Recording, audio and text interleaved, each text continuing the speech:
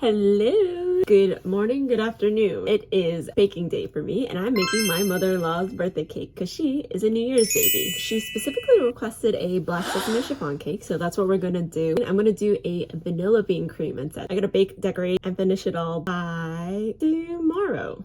Alright, let's go. Oh my god. Me only having really like 1.5 days to decorate the cake is a me problem. Anyway, I'm in a rush and my eggs are straight out of the fridge, and I really love doing this trick and take your cold eggs, put it in a quart container like this, and then put in very, very warm water, and it will help your eggs come to room temperature much faster instead of just leaving it out and waiting for it to come to room temperature. Science! The heat of the water will transfer to the cold eggs, and thus you will have room temperature eggs much faster, and then I can start whipping my meringue for the black sesame chiffon cake in like 10 minutes. So let's get whipping. I like to cover it in plastic so I don't get my phone all dirty from like the ingredients and stuff falling onto it, because sometimes that happens. I'm a little bit messy, a little bit chaotic. Anyway, let's look at my recipe, and if you would like some cake recipes or cookie recipes, you can find them on my blog. All right, let me measure out my dry ingredients first. I like to sift my dry ingredients by just stirring it all together with a whisk I'm going to use anyway. Okie dokie. Now I'm going to get my room temperature eggs and separate them.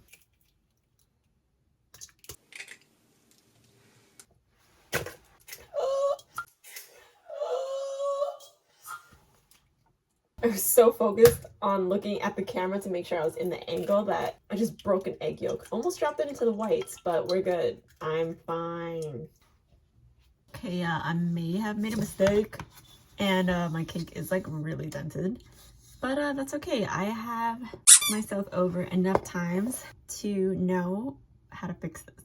I said it was gonna be a black sesame chiffon cake with vanilla bean whipped cream inside, but let me do a banana mousse with black sesame chiffon cake, and actually that sounds amazing. So thankfully I have like 20 frozen bananas in my freezer, but I think I only need one.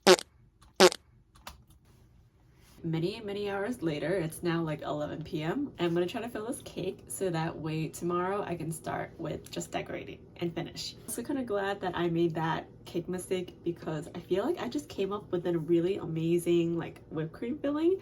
So originally I was gonna do like a banana mousse, and then I added like white chocolate to help stabilize it. So it's a banana white chocolate mousse filling, and I almost over whipped it, but I realized that I think adding the white chocolate helped prevent it from over whipping, and it just became this like really fluffy cream, and I'm super excited about it. Just a little taste test. Black sesame and banana is a really good combo, and like the whipped cream.